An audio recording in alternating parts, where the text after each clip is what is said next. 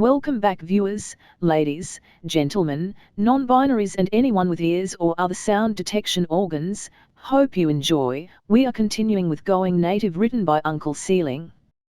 Going Native, Chapter 61. Alice smiled in surprise as he sat down his drink, the thin stem of the glass keeping the cloudy white liquid safe from the warmth of his hand. What did you say this was called? A lemon drop. Ian likes them, I figured you would too. It had been a fulfilling day, all things considered. Alice had been expecting this Stace to be gruff, but after that very awkward soap conversation they had gotten along well enough. The shops in Denver weren't anything special, but they had found a few outfits that would work, feminine enough that the human would accept them without being totally barbaric. They also had a shopping bag entirely full of soaps, moisturizers, some makeup, to give Stace's face a little of a proper Shilvati blue blush, and a few different hair products. Alice was even pretty sure Stace had learned a bit about how to dress properly. Now all that was left was to relax and have a few drinks. The bar was just outside of the Denver security cordon, a place frequented by higher-ranking Shilvati military folks and humans with influence. It was pretty dead this early in the afternoon, and even for a weeknight the music was a little tame, but Alice wasn't in the mood to start shaking his ass and looking for another wife anyway. Stace actually used to tend bar.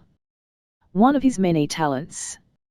Inspector Chelza raised her own glass and took a sip before making a face, scrunching up like she drank something rank and bitter. This doesn't taste right. Let me give it a go. She slid the drink over to the human and he took a sip with a grimace.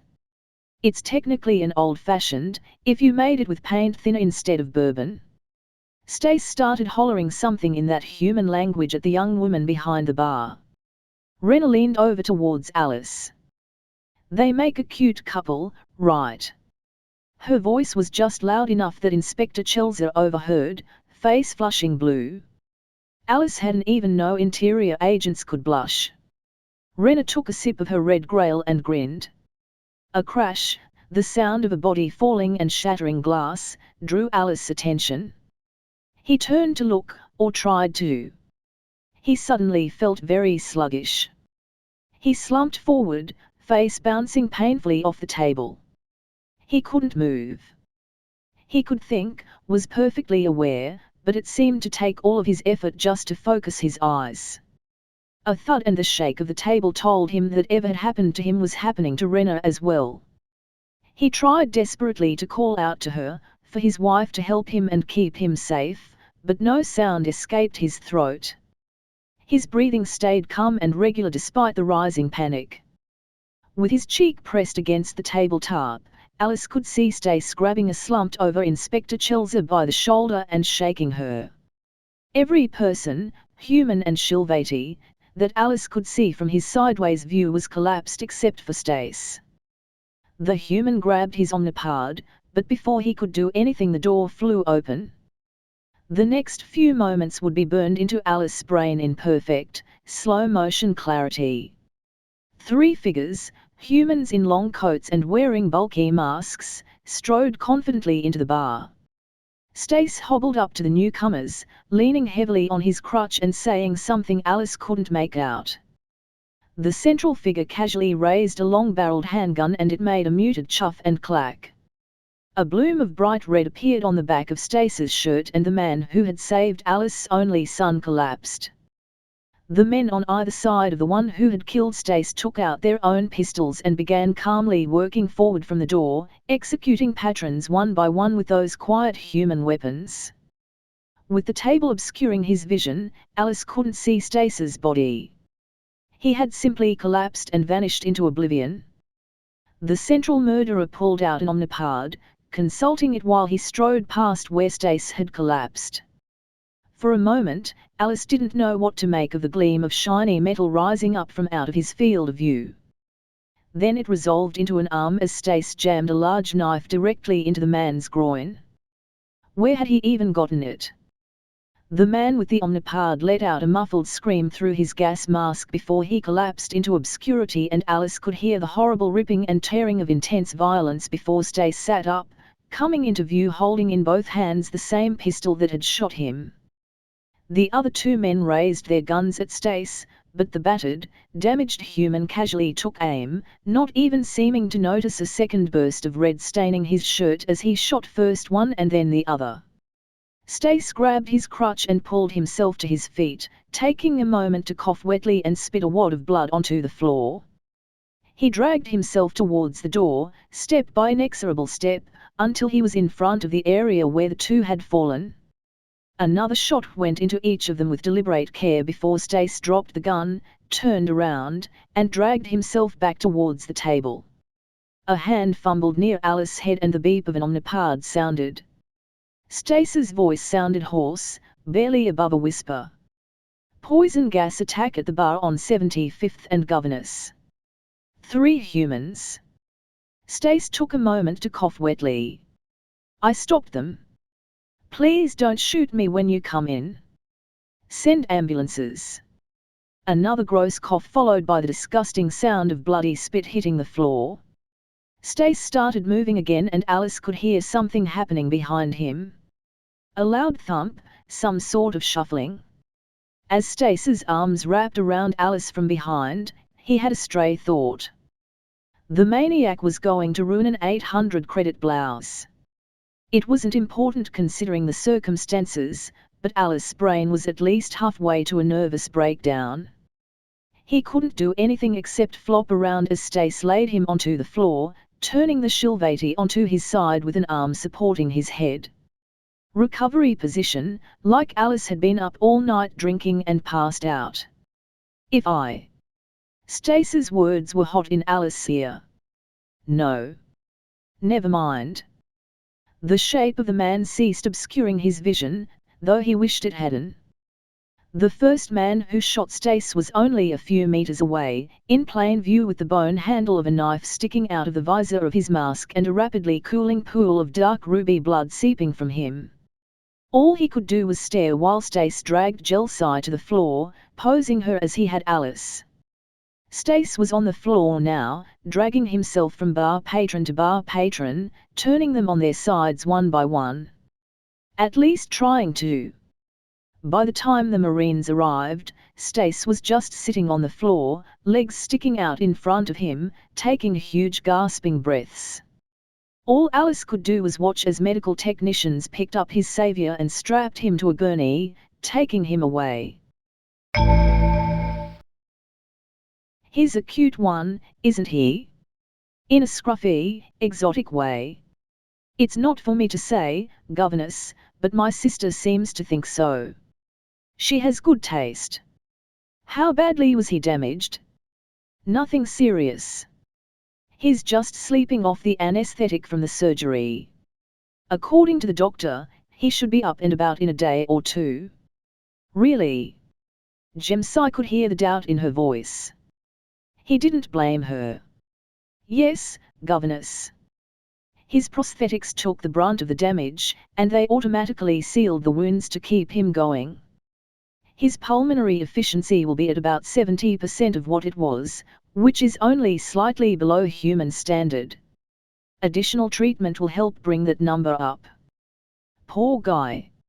Her hand gently stroked the hair of the man in the hospital room, tracing down his jawline to run her fingers through his short beard. The man let out a quiet murmur at the touch, but otherwise didn't react. It may not be my place, Governess, but may I ask why you are taking an interest? You may. Her hand moved back up to play with the man's hair. You know that Denver is part of my mandate, yes? It is under my care, and seeing something like this happen, especially as things were winding down, is quite troubling. Yes, Governess. Still. She let out a laugh. Still unworthy of my attention, yes. Big things keep happening, Jemsai. Dangerous things. And little Eustace here keeps getting involved. Keeps getting damaged. One of my daughter's lives here in Denver. She loves that bar. Oh goddess, is she? She wasn't there tonight, thankfully. She was planning on it, and if those. The woman's face twisted in a grimace. I find myself fond of the human insult fuckstick in this sort of situation. Thank you. If those fucksticks had been an hour or two later, my daughter might have been there. Eustace would have saved her life, just like he saved 37 other lives. Her fingers slipped down to his jawline again, and the man in the bed whimpered quietly, head tilting into her hand. Where is he living right now? At the Painter Research Facility. He has a private apartment and his own nurse there. The woman let out a huff. A male like this, so badly broken, he should have a softer place to live. He has done enough for one short lifetime. Her head turned, eyes latching on to Jemsi's. You say your sister has claimed him? The investigator. Jemsi nodded. He didn't trust himself to speak. Ask her if she plans to keep him. If not, I think my daughter could find a place for little Eustace. The woman's thumb slid between the human's lips as she continued to stroke his beard. He made another quiet whimper. Or maybe I will. Okay, new rule. Stace isn't allowed to leave his room. Ian thought Elora was kidding, but honestly he felt the same way. Or maybe Stace follows us wherever we go, Sammy interjected. Since he's apparently an indestructible force for justice. The big question is why it took place. Merin frowned. This whole thing has stunk of some sort of noble plot from the very beginning. I think it's time House Chilzer came clean before more people end up dead. I agree. Ieng, Merin, Elora, Sammy, and Samuel looked up from the table to find Jelsai Chilzer striding into the room, questing for great truths following behind. They quickly grabbed some chairs and the rest of the group made space for them. Jelsai took a moment to settle herself before looking over to Ieng and continuing. How is he doing? Any changes? Ieng could hear the concern in Jelsai's voice, even if she was putting a firm face on it. He's stable. Just sleeping at this point. Askel arrived at the hospital a few minutes ago and will let us know if anything changes, Ieng replied. Jelsai nodded. When we're done here, anybody who wants to be with him can use my shuttle. I have some hunting to do, and he should have someone to give him support. I can't. Elora looked pained. I have to get the plans made for our new temp hires. No time. Shit, I wish I could just drop everything. She glanced over at Ieng. He could see the hurt on her face. It mirrored his own. My parents need looking after. I can't go either. They had promised they wouldn't abandon Stace, but here they were doing just that. Ieng's heart ached. I'll go. I don't have anything on my schedule and it will give us a chance to bond a bit. Samuel gave Ieng and Elora a small smile and, just like that, Ieng felt the burden lift from his chest.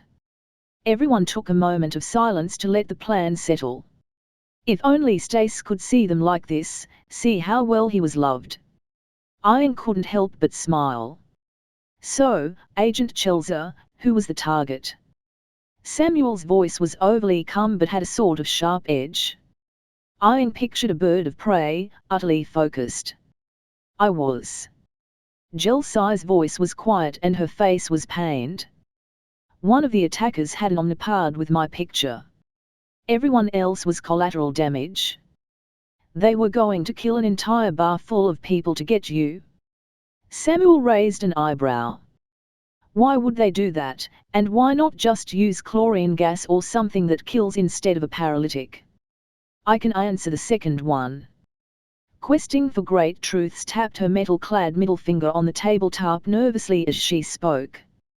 Many public buildings near the Denver military base have trace analyzers on their ventilation systems that will set off alarms if poison gas is detected. The paralytic they used is a rather obscure one developed by the consortium. Not something the senses were meant to look for. And who did it?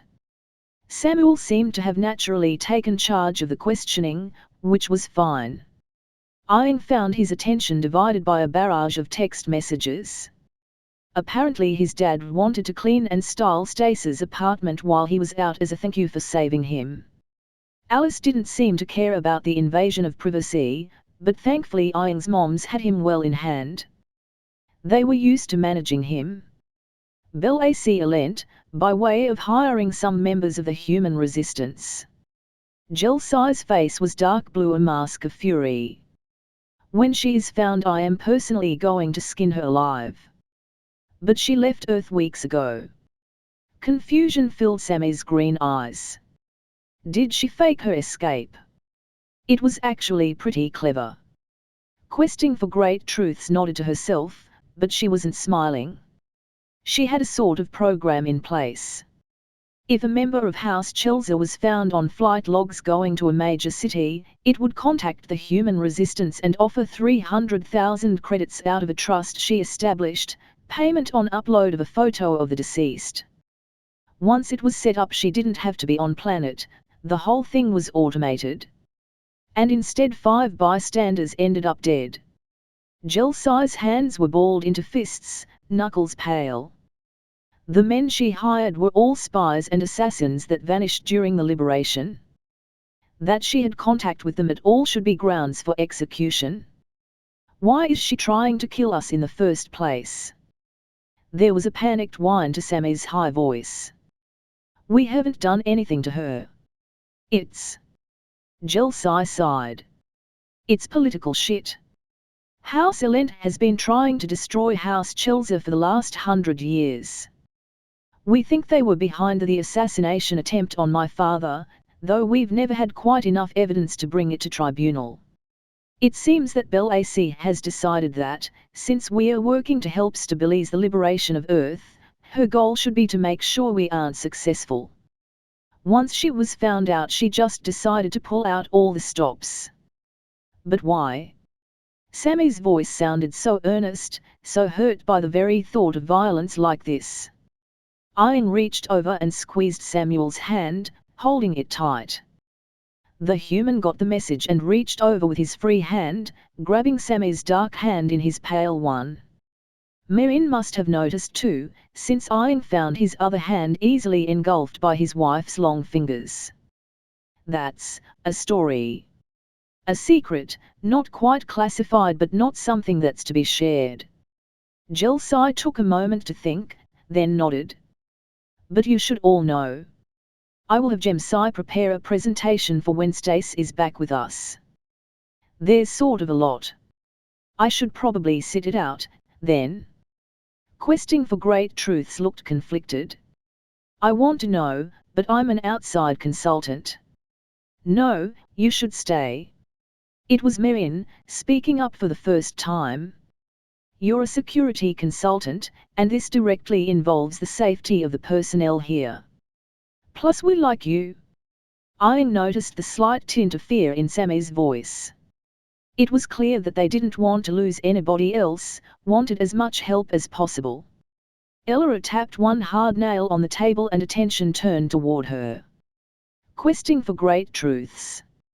You have been hired to provide a counter-intrusion and security consultation for the Painter Observatory and attached facility. It is clear that House Elent is willing to kill anyone, do anything if it hurts House Chelsea or the people here. For your own safety, we should offer you the opportunity to cancel your contract without penalty. You can get out of here and we won't hold it against you. We will even give a positive reference. If you stick with us, you're going to be all in on this and it could get very, very dangerous. Consider the duration of your contract open-ended until this is all resolved. Questing for Great Truths took a moment to look at each person in the room in turn. As soon as Ian's eyes met hers, one green and the other a grid of black hexagons inset into white ceramic, he knew what she was going to say. Everyone did. After a warning like that, what can I do except stay? She grinned. End of chapter. If you enjoyed, like, subscribe, Click the bell so you don't miss any episode and do all the other YouTube stuff. Visit and support the author, and I'll see you next time. If you didn't enjoy, comment on what I can do better. And as usual, have a wonderful day.